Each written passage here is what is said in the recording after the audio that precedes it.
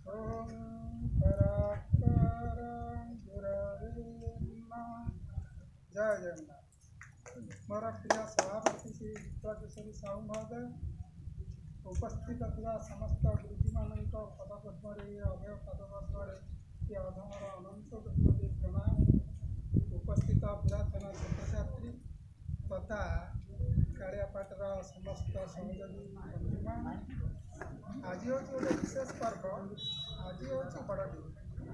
ये बड़दिनर शुभ अवसर में कालियापाट हाईस्कूल प्रथम वर्षर छात्र छात्री मान द्वारा परिचालित होता गुरु शिष्य मिलन पर्व। कौन से गुरु शिष्य मिलन पर्व ना गुरु शिष्य मिलन। आज आनंद मन कोटि गंगा स्नान तार नुहे समान।